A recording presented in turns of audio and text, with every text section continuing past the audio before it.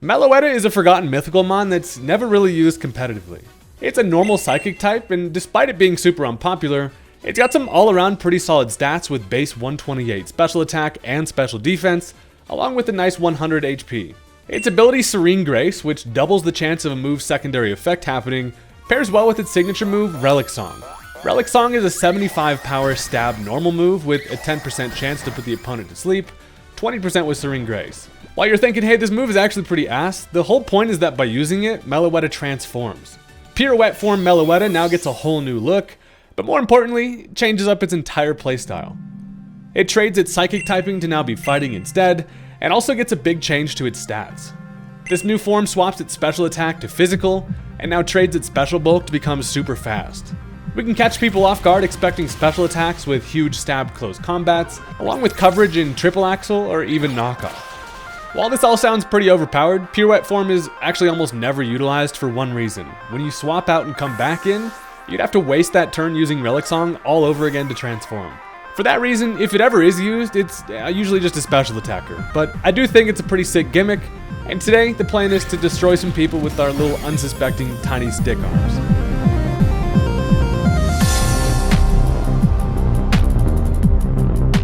Look, it just bums me out that Meloetta gets this whole cool thing, and then it's never really utilized because you're better off just using its base form as a special attacker. But today, we're going to be showing some love to the cool hat and the fighting type, and if you're into that kind of thing, you should consider hitting that subscribe button. Or don't, that'd be fine too. And with that, let's jump into the match. Alright, so my opponent is going to go ahead and lead off with the Alolan Raichu. Dude is surfing, having a good time, probably wants some pancakes, but as I lead off with the Fortress, instead of pancakes, I'm going to provide some entry hazards. Now, I kind of feel like a Raichu is probably just going to Volt Switch here. Instead, they click the Nasty Plot, and that is actually, overall pretty scary. But listen, Walnut is a wall, he's a nut, and honestly not afraid of shit. I can actually just take an attack guaranteed with my Sturdy, and then I got the red card. So the turn 1 setup is not going to it's not going to work. Don't even go for it. They do click the Electro Ball, and that's going to hurt a lot. It does knock me down to 1. But of course I live with the Sturdy, and then I pull out the red card and I say, that is in fact a foul. You can get your ass on out of here.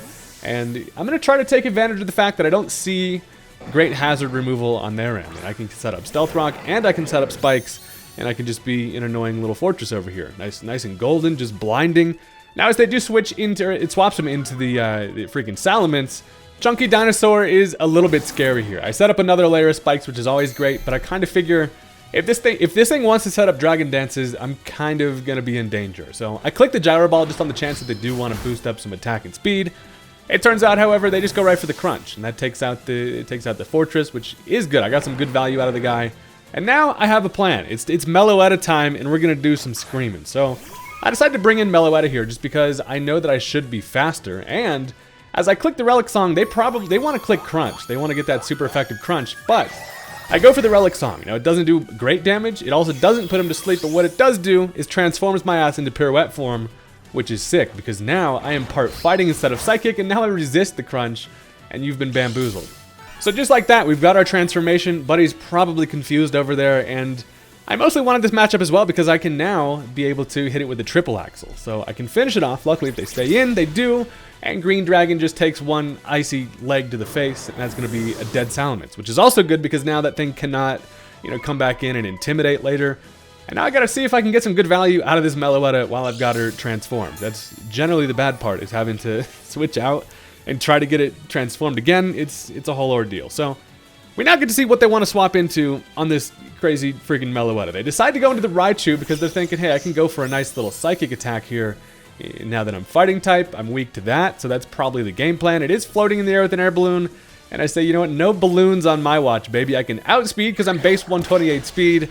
And a knockoff is able to cleanly kill the Raichu, which is extremely satisfying. So down goes Surfer Chew, and we've logged ourselves a couple of clean KOs with the Meloetta. You often get the element of surprise on your end with this thing just because of the fact that nobody really knows what the hell the Pirouette form's even gonna click. So that's why things like Triple Axle are great, Knockoff is great.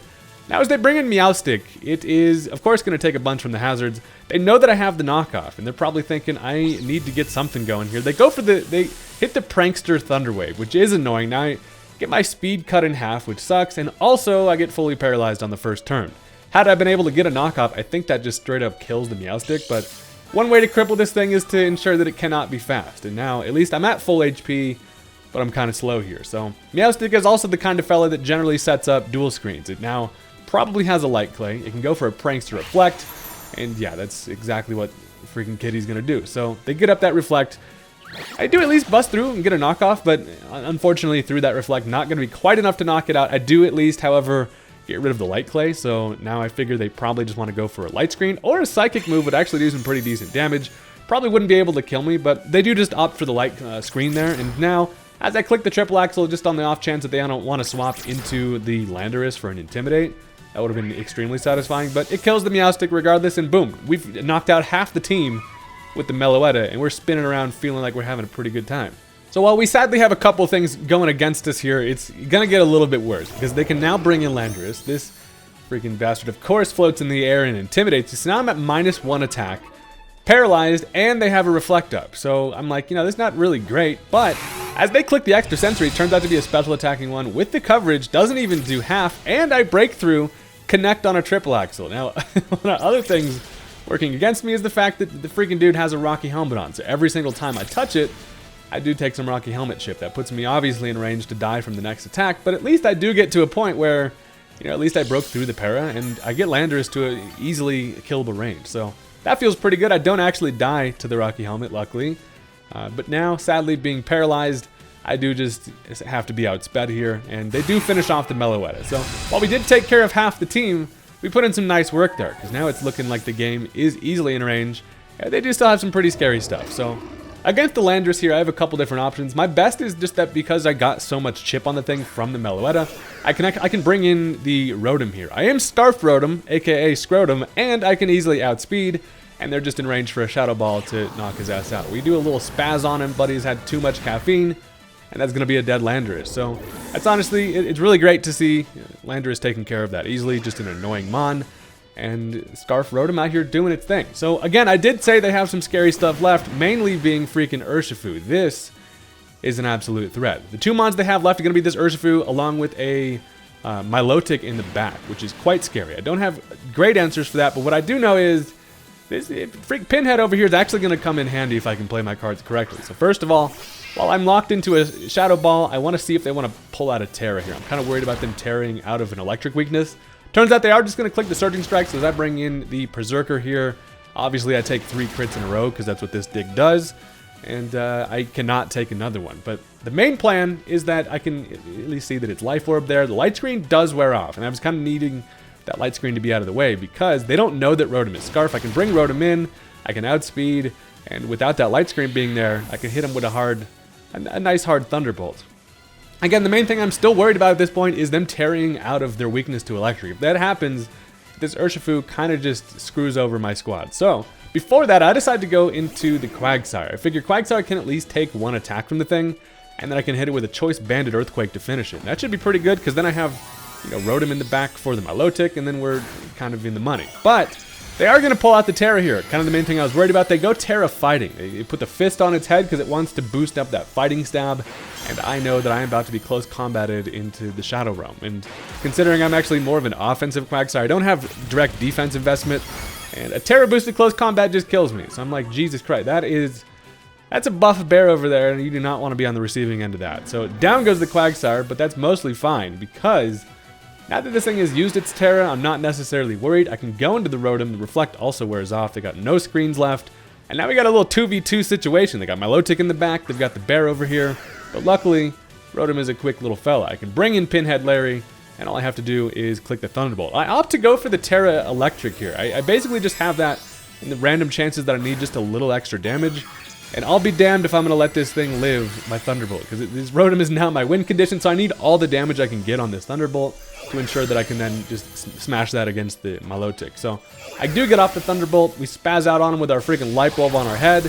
And with that Terra, at least that's going to be enough to take care of Crazy Bear. So that thing is broken and annoying as shit, and it's always good to see that fella dead. And Rotom is not something I threw on this team expecting to come in clutch, but it's looking like it's going to be. Because now with Final Mon being Milotic, while I do have Iron Thorns with a Supercell Slam in the back, you hate to rely on A, connecting on a Supercell Slam, or if it not killing and then dying to a Scald. So at this point, all I got to do is click that T-Bolt, and this Meloetta is going to be fried up like it took a bath with a toaster. But look at this, it lives it with like 1 or 2 HP, which is actually kind of wild. Allows him to then fire off a Scald, which luckily cannot quite kill me, but I got enough chip on it to the point where Thorns could just outspeed and kill it regardless. But at least Pinhead is able to finish off the game with 1 more T-Bolt, and that is gonna do it. So that was a super interesting match. Meloetta got to do some clutch stuff. The rest of the team got to do some nonsense, and always a fun time. They literally turned their thing off right before the game was almost over. They must have been pissed, but I don't know why people do that. Regardless, super fun game, and that is going to now bring us into our second match, because that's how we roll around here. Look, if you've stuck around this far into the video, it's now to the point where I ask, you might as well hit that like button. It helps out with the YouTube algorithm and stuff like that. So let's jump into it. So this time my opponent is going to go ahead and lead off with the Swampert. I feel like this muddy fishy boy is here to just set up some Stealth Rock, potentially flip turn, and you know, I'm also just going to go Fortress. I do want to take advantage of some more hazards, and that's exactly what's going to happen. So it turns out they click high horsepower turn 1.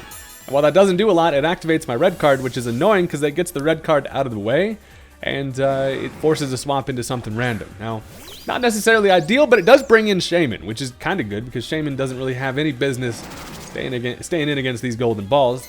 And I get up a nice little Stealth Rock for free, which is great. So also, high horsepower is a choice on Swampert, basically only for if there's like grassy terrain around. Doesn't have to worry about the damage reduction from an earthquake, but regardless, high horsepower, basically the same thing. I decide I'm just gonna, you know, this Shaman it's really not a threat. That Shaman can't do shit to me, so I'm just gonna lay up a nice little layer of spikes. And also, it doesn't look like they have Rapid Spin or a Defogger, so you better believe I'm sprinkling some Legos over there, just taking advantage. So they go back into the Swampert. They like to match up with the Pert. They know that this thing, I can't really do any damage to it. And now as they go for the bulk up, that kind of tells me that maybe they clicked that high horsepower, getting rid of that freaking red card, knowing that I was going to have it. And now they're kind of free to set up without having to be forced to swap. So I set up another layer of spikes, and all of a sudden I realize I'm kind of in danger here. I do not have any grass coverage, and if this thing starts to get too many bulk ups, my ass is going to be... literally, my ass will be grass, not this thing. So that's what I decide. My best bet is to go into Quagsire here. They go for a second bulk up, and the reason why I go Quagsire is because Quagsire doesn't know what the hell is going on. I have the unaware ability, meaning that their stat boosts are basically non-existent, and I can hit it with a Choice Band Earthquake to do some pretty big damage. Now, they do go for a high horsepower, and even neutral, like without any of those boosts, it does still do over half, which hurts. And I'm like, damn it, this Quagsire. I do get off a nice little Banded Earthquake, which really, kind of the main thing I needed was just to get some chip on the thing. So while they do finish me off with another Horseshoe from the face, I don't know how this thing has high horsepower. He's not even close to being a horse, but it is, and Quagsire is now dead. So the good thing is I got the chip I needed, and that was important because now I can go into something on a special side. I can go into freaking Pinhead, outspeed, and throw off a nice little Shadow Ball. And in that range, it does take care of the Pert. So that's great. That thing could have been a pretty big problem. Without grass coverage, you're going to have a bad time. So with that, now they can swap into whatever they want. A little Revenge Switch in brings in Hydrapple, and Hydrapple's like, Jesus Christ, it's all spiky over here. He gets hurt from some hazards, which is great. And it also drops my evasiveness because he's got some nice syrup over there. So the thing about Hydrapple is I don't have the greatest option in terms of a hard switch into it, but then I'm like, you know, I'm just going to go Fortress. I set up a couple layers of spikes and Stealth Rock, and I'm feeling pretty good at this moment in time. So I figure I can bring this thing in, kind of see what it wants to do. And it turns out Fella's going beaming. Not only that, but he's bringing all the fellas out. They actually get the all-out attack. Doesn't actually end up knocking me out, but it does a lot. The all-out attack is always fun to see from a Hydrapple. But at this point, I really have no use in Fortress kind of, you know, swapping here. So I let it go down as a nice little sack, because that is now going to open up the match for me to bring in Homegirl. You already know it's Meloetta time. I have the triple axle, which is kind of my only ice coverage here. And also, Meloetta is just unsuspecting and fun to use this strategy with because no one knows what the hell is going to happen. So I bring in the Homegirl, and it is concert time. I've got my little headset on, which is something I actually never really even noticed on this thing. But I can now click that Relic song. I figure it's always a nice little chance to get that thing put to sleep. It would be really satisfying. It does do a little bit of chip. I do not get to sleep, however, but at least I do transform. I go full Pirouette on that ass, and now I know that I can take any attack. I don't think I could live an all-out Fickle Beam, but luckily they don't get the all-out. I do take it nicely, or at least, you know, after leftovers, be back in the green, which is always good. And now it's time to start triple axling. I always hate to click triple axle because the chance that it misses, but luckily it does not. And this thing is allergic as shit to ice, so we hit him with the nice little triple axle, only a double axle actually. Takes care of the Hydrapple, and then all of a sudden, Meloetta really looks great against kind of everything they have left. And I'm feeling like this is the types of situations where Meloetta doesn't often have matchups where, like, you know, without any setup or anything, you can just go crazy, which is why the Pirouette form isn't super used. But looking at what they've got, I outspeed everything, barring Choice Scarfs. And as they bring in the Porygon Z, I'm thinking, do not be Choice Scarf, or also don't be Terra Ghost. There's a couple of different things that could home me here, but with some hazards, this thing is easily going to go down to a close combat. I outspeed straight up and just bop the shit out of him with our little hands that look like olives, and is a dead duck. I honestly feel like this dude probably just doesn't know what the hell the stat changes are going on here, and that's always a fun time. So that's going to be a dead duck. We also get some leftovers, so we're feeling pretty healthy to the point where maybe, just maybe I could take an attack. It does suck that you lose the special defensive bulk, but you still maintain that base 100 HP. That's oftentimes kind of enough. So in comes Noivern, and I'm going to try to go full body bag with the Meloetta. They've seen the triple axle. It's not going to be Choice Scarf. I outspeed and then triple axle his ass right back to that Pokeball. So down goes the Noivern, and once again, they do not have the greatest of answers for our freaking Meloetta in her cool hat over here. And again, we're just grabbing some more leftovers, having a little picnic on the battlefield, having a nice little time. And with what they've got left, Charizard's kind of the only thing that I was mainly worried about taking an attack. So here's the thing, they don't have heavy duty boots, so it does take around half from that Stealth Rock, which is exactly what we needed in being able to get just enough damage with a close combat. I figure a regular close combat probably doesn't knock it out. However, if I can just go for that Fighting Terra, I can boost that up just enough to where there's pretty much no shot that this Charizard lives that. So I put the fist on my head. We changed to Fighting type, and then we changed to Fighting type again. We are extra fighting, and we do bop him with that close combat. With that Terra boost, I'm hoping please be enough to kill it. It is definitely, in hindsight, I think it's definitely enough to kill it. And that's a dead Charizard. And just like that, Meloetta put him in a body bag and confused the shit out of him. So now their final mon is going to be that Shaman that we caught a little glimpse of earlier. Shaman's just here to have a good time, but sadly, I got to turn it into a punching bag. I mean, we're a couple of mythical fellas, but it turns out regular Shaman can't do a whole lot here. It can, I mean, if it could get a Seed Flare off, it would actually hurt. But with these hazards, the Stealth Rock and the Spikes just put it to an easy range to where I don't even need to click the triple axle. Fighting type, extra Terra with that close combat should be enough. Now, they do pull out the little late game Terra. I'm thinking, if this is Terra Ghost, I will eat my hat. And it's not. It's just going to be Terra, Stellar Terra. Jesus Christ. I don't really know how to talk, but it's Stellar Terra Shaman, which is actually kind of lit. And no one really uses Stellar Terra, but it's kind of cool. It doesn't change anything defensively, however, so, you know, they just turn into a Crystal Guy just for the fun of it, because the close combat is going to bop the Hedgehog. And that is going to be the completed full-on body bag from the Meloetta, which is, honestly, did not expect, but it's pretty fun. So we hit him with a little Razzle Dazzle, and that's going to be the end of the game. So also we get to turn back into green hair shorty, and that's going to do it for the game. Thank you guys very much for watching. I appreciate all the support on these videos. You guys are amazing, and I will catch you next time. Peace out.